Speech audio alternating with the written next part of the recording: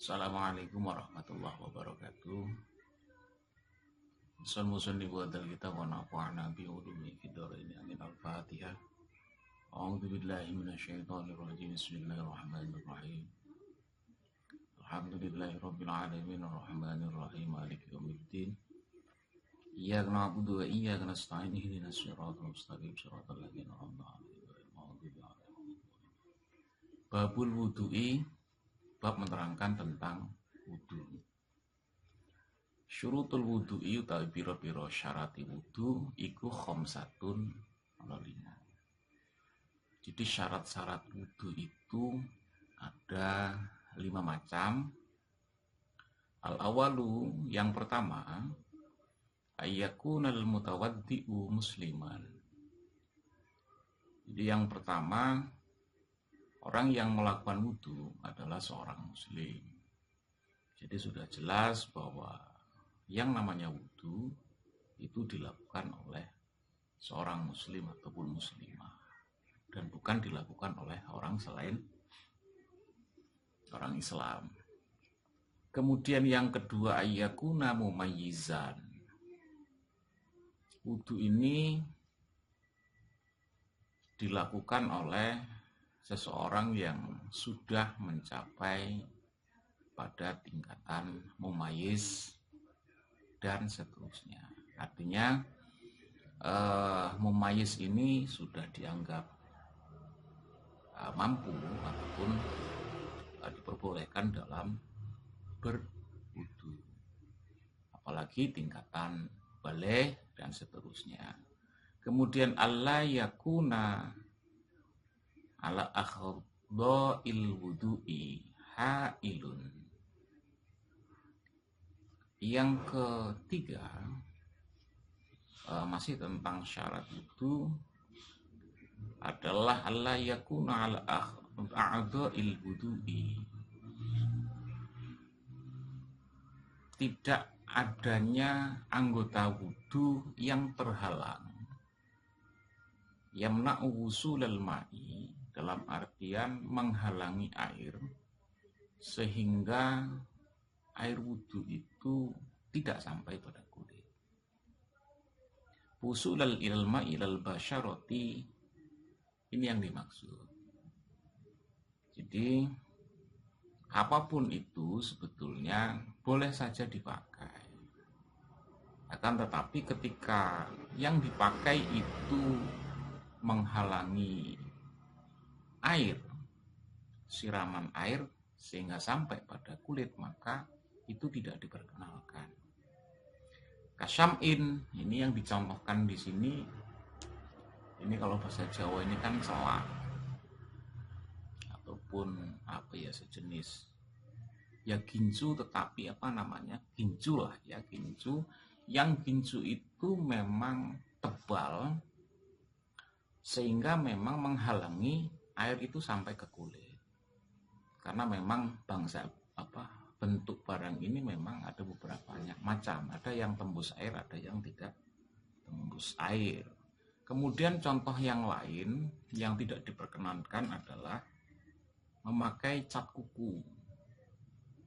Cat kuku itu sebetulnya boleh-boleh saja dipakai dengan catatan cat itu tidak menghalangi sampainya air pada kita. Dan ketika cat kuku itu memang menghalangi, maka otomatis itu tidak diperkenalkan dalam hal wudu. Kenapa? Karena air yang seyogyanya sampai pada kuku kita ataupun kulit kita itu tidak sampai. Lah umumnya kalau secara fisik kita melihat jenis-jenis ini mungkin lebih terlihat mengkilat ataupun lebih terlihat tebal.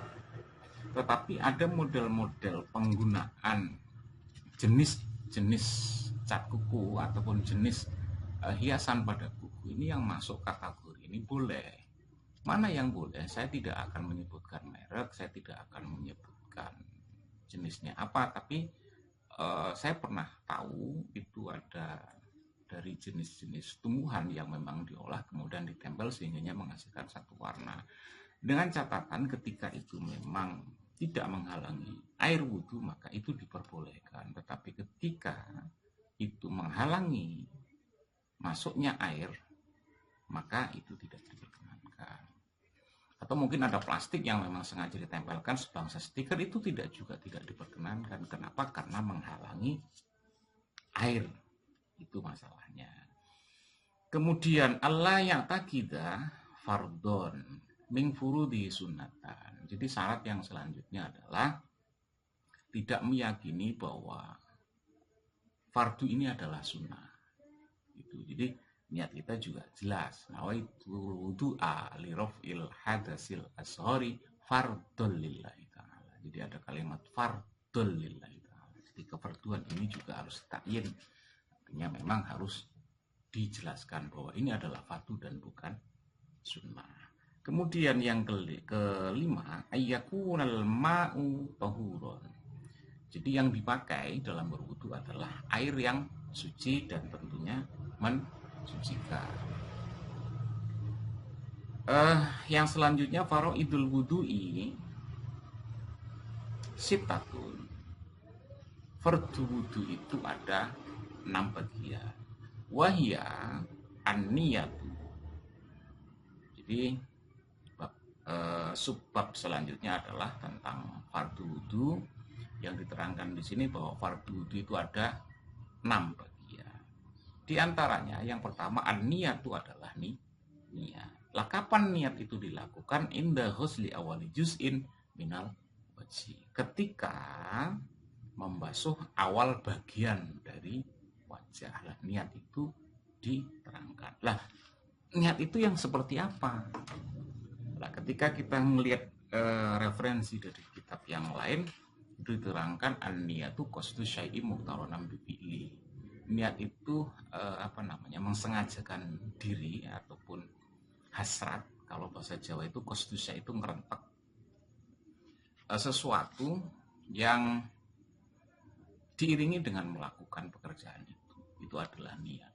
Lah kemudian wa mahalluhan niyah bil qalbi. Tempatnya niat itu ada di dalam hati. Jadi niat itu tidak dilisankan. Akan tetapi dilanjutkan walaf duha, nawaitul wudu'a dan yang lain-lain. Lafaz niat itu bentuknya seperti yang sering kita dengar, kita tahu nawaitul wudu'a li rafil hadasil ashari fardhul lillahi ta'ala ataupun musolli fardhul isya'i dan seterusnya. Itu adalah lafaz niat. Lafaz niat itu sengaja disusun oleh para alim ulama itu untuk menata, menuntun hati kita agar ketika kita pada saat memasang ataupun mengiktikati niatan dalam hati kita ini sudah berjalan. Kemudian yang kedua ghuslul wajhi. Fardu yang kedua dari wudu adalah membasuh wajah. Kalimatnya jelas adalah ghuslun, membasuh dan bukan mashu. Artinya ketika anggota wudu kita sampai pada wajah ini kalimatnya adalah dibasuh. Jadi bukan diusap. Nah, pengertian membasuh ini yang paling sederhana adalah airnya dialirkan. Jadi ada air yang mengalir pada wajah kita. Lah, terus dilanjutkan mim membati sya'ri rosi. Lah membasuh ini dibatasi ataupun dimulai mim membati sya'ri rosi dari ujung tumbuhnya rambut kepala. Jadi kalau kita perlihatkan ya kurang lebih di sini. Nah di sini adalah pangkal ataupun ujung dari dimulainya batasan di mana kita harus membasuh muka. Lah kemudian bagaimana ketika mungkin kita botak nyampe belakang ya itu ya harus dengan diperkirakanlah wajah itu pasnya di mana. Kemudian ila muntahad takoni. Dari mulai rambut ini sampai ke ujung janggut, ya. Nah, ini batasnya di sini. Kemudian wa minal udhuni ilal udhuni, dari pangkal telinga sampai ke telinga yang satunya. Ini adalah bagian wajah yang memang harus dibasuh. Kalimatnya sekali lagi saya ulangi adalah harus dibasuh, bukan diusap pada bagian wajah. Kemudian yang kedua, ini yang ketiga, ghuslul yadaini, membasuh kedua tangan ma'al mirfaqaini, sartane sikut luru. Jadi membasuh kedua tangan beserta kedua siku. Kalimat di sini juga jelas, ghuslul yadaini adalah membasuh, bukan mashul yadaini. Artinya kita tidak boleh melakukan wudu itu pada bagian tangan, kemudian tangan kita celupkan di air, kemudian kita usap, itu tidak boleh. Berarti apa? Harus dialirkan. Lah, yang harus dibasuh adalah kedua tangan ma'al mirfaqo ini beserta dengan kedua siku. Lah kalau kita praktekkan cara yang mudah, berarti kan dibasuh ini mulai dari sini kemudian turun sampai di siku ini juga harus ikut dibasuh. Kemudian wama tahtal adzafiri at-tawi lati. Lah membasuh ini bagian tangan juga ini lebih rinci disebutkan dalam fikih ini, wama tahtal adzafiri at-tawi lati, dan apa-apa yang ada di bagian bawah kuku yang panjang. Kadang seseorang ini punya kuku yang panjang. Nah, membasuh tangan ini juga harus meliputi bagian dalam di bawah kuku ini, juga harus dipastikan saat membasuh kedua tangan ini juga harus basah ataupun teraliri oleh air. Alati tasaturul anamila, ini hanya kalimat tambahan yang sudah saya sebutkan, apa-apa yang ada di bawah dan menutupi ataupun yang bisa menutupi sampainya air pada kulit. Jadi harus dipastikan bahwa ketika punya kuku yang agak panjang, itu juga bawahnya juga harus terbasuh. Kemudian yang keempat, mashu ba'dirosi, mengusap sebagian kepala. Jadi ini kalimatnya adalah mengusap. Lah, kalau sudah bahasa mengusap itu beda lagi. Ketika tangan kita ditaruh di satu wadah ataupun dalam pancuran, air yang mengalir kemudian basah, kemudian kita usapkan di sebagian kepala, itu juga sudah boleh diusap. Kemudian yang kelima adalah ghuslur rijlaini ilal ka'baini. Yang kelima adalah membasuh kedua kaki ilal ka'baini, sampai pada kedua mata kaki. Jadi saya mengingatkan kembali bahwa kalimatnya adalah ghuslur rijlaini, bukan mashul rijlaini. Jadi adalah membasuh, artinya dengan mengalirkan air. Wa yajibu ghuslul akibaini wa syukuti hima. Lah, kewajiban membasuh kedua kaki ini juga meliputi bagian bagian bawahnya ataupun pada bagian-bagian yang lain. Artinya yang paling mudah dipahami bahwa kaki ini disiram semuanya. Yang keenam adalah at-tartibu bainal a'dha'il arba'ah. Yang keenam adalah tertib. Tertib yang dimaksud adalah tidak mendahulukan anggota satu atas anggota yang lain. Nah, kalau kita melihat fardunya wudu ini yang jumlahnya ada 5 ditambah tertib, ini juga harus berurutan. Artinya wudu itu dimulai dari niat, kemudian disambung dengan wajah, terus dan seterusnya. Bukan dari kaki kemudian diniatkan. Nah, kurang lebih seperti itu yang namanya tertib. Kemudian disambung sunanul wudu ikasiratu minha. Sunanul wudu utawi sunah wudu iku kasirotun akeh. Jadi sunahnya wudu itu banyak. Minha, sebagian dari sunahnya adalah yang pertama, atas miyatu adalah membaca bismillah. Jadi untuk mengawali wudu ini mengucapkan bismillahirrahmanirrahim, karena itu sunnah. Yang kedua, ghuslul kafaini qabla idkhalihimal ina. Jadi membasuh kedua telapak tangan. Jadi telapak tangan ini dibasuh sebelum wudu. Kemudian baru kita memasukkan tangan kita pada satu wadah ketika memang kita memakai bahasanya kulah, jeding ataupun tempat yang luas untuk berwudu. Dan membasuh kedua telapak tangan ini juga ada dzikirnya ataupun doanya yang mungkin nanti akan kita sampaikan pada lain waktu. Kemudian yang ketiga adalah siwak. Siwak pada saat berwudu juga disunahkan. Yang keempat, al-madmadatu. Al-madmadatu ini adalah bergumur. Pada saat bergumur ini juga ada zikir ataupun ada doanya. Yang kelima, bagian dari sunnah wudu adalah al-istinsyaku. Jadi menghisap air masuk ke dalam hidung. Jadi bukan hanya air kemudian juga ditempelkan saja di hidung, bukan, tetapi air kemudian kita hisap. Yang keenam, mashu jami'ir roksi. Yang keenam sunnahnya adalah membasuh seluruh anggota bagian kepala. Kurang lebih kalau kita praktekkan, ini ada air, kemudian kita taruh di sini dan kemudian kita cukup diusapkan sampai seluruhnya, dan itu adalah sunnah. Yang ketujuh, mashul udhunaini dhahirihima wa batiniha. Bagian sunnah yang selanjutnya adalah mengusap kedua telinga bagian luar dan bagian dalam. Kalau kita praktekkan, kita ambil air, kemudian kita tempelkan di sini, yang sini, kemudian tiga bagian dalam, satunya di luar, kemudian kita tarik ke atas. Nah, sehingganya akan kena semua. Yang kiri juga demikian.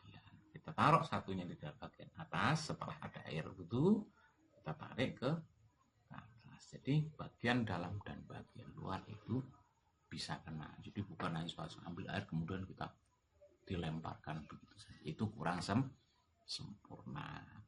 Kemudian yang kedelapan adalah takhlilu asobi'il yadaini warrijlaini. Jadi membersihkan sela-sela jari tangan dan jari-jari kaki. Jadi ketika jari-jari tangan ini kita berwudu saat membasuh kedua tangan, maka yang bagian selah jari-jari ini kita bersihkan. Kurang lebih seperti ini. Kalau wudu, nah ini juga seperti ini juga harus dibersihkan. Ya. Ini adalah sunnah. Kemudian yang kesembilan, at-takhlilul lihyati. At-takhlilul lihyatil kasyifati. Jadi ketika punya jenggot, bahasa jenggot al-lihyah yang panjang, kita menggunakan air, kemudian kita selah. Nah, kita selah. Nah, kalau ketika kita punya jenggot. Jadi kalau yang nggak punya jenggot, ya nggak punya sunnah itu. Dan juga jangan memaksakan diri. Jadi bagaimana caranya nggak berjenggot, kemudian harus berjenggot juga nggak demikian. Sunnah yang selanjutnya adalah tahrikul khotam. Jadi memutar cincin. Jadi ketika seseorang itu punya cincin atau memakai cincin pada saat berwudu, ini sunnahnya adalah diputar. Misalkan contohnya ini, kemudian kita berwudu kena air, maka ini kita putar. Salah satu tujuannya adalah di samping ada kesunahan, juga memastikan bahwa air yang mengalir ini pada saat membasuh kedua tangan ini juga memastikan pasti mengenai ataupun sampai kepada kulit. Sunnah yang selanjutnya adalah takdimul yumna alal yusra, mendahulukan anggota yang kanan atas anggota yang kiri. Jadi ketika kita membasuh tangan, misalkan kita dahulukan yang kanan, sudah selesai yang kanan, baru kita membasuh yang kiri. Dan itu adalah sunnah. Yang ke-13 adalah taslisu. Jadi ngaping teloni, ataupun bahasa yang mudah adalah melakukan gerakan atau melakukan membasuh, misalkan semisal membasuh tangan itu 3 kali. Itu adalah sunnah. Itu yang ke-12, terus yang ke-13 al-mualatu, ini nuli-nuli atau beruntun. Ya terus menerus. Kemudian setelah terus menerus, artinya memang yang terus menerus itu gini loh. Jadi ketika kita habis membasuh muka itu ya terus kita lakukan dengan membasuh yang lainnya. Bukan kemudian membasuh muka kemudian kita tinggal kemana, walaupun itu boleh dengan kategori ketika masih basah, terus baru membasuh tangan. Nah ini sunnah. Kemudian yang ke-14 adalah adalku, ini apa namanya, yang ngosoki ataupun memang ya lebih beginilah. Jadi ketika basuh bagian anggota tangan kita juga pakai begini. Jadi membersihkan lah dengan tekanan atau apa bahasa. Kalau bahasa Jawanya yang ngosok, digosok.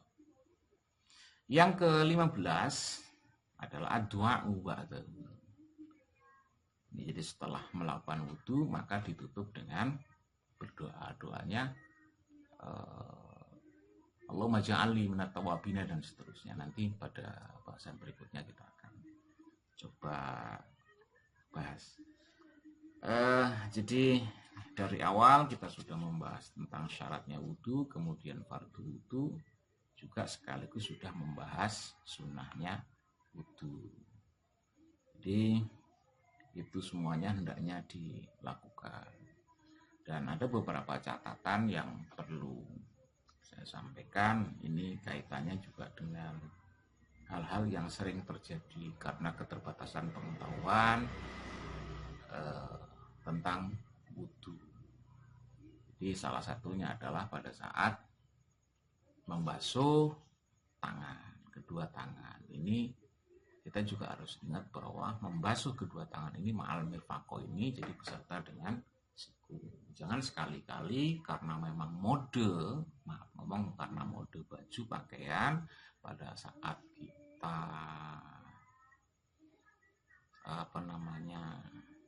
membasuh tangan ini, jadi bajunya hanya sampai misalkan segini dan ini akhirnya hanya dibasuh sampai di sini. Dan saya mengingatkan ini tidak benar. Ya, artinya memang ini harus diperbarui. Jadi tetap harus. Nah, ini saya contohkan. Ini juga siku ini harus ikut dibasuh. Bagaimana caranya? Kalau bahasa yang agak kasar ya udah disobek aja bajunya. Tapi kan tidak seperti itu. Nah, semuanya bisa disiasati. Termasuk kaki, ya.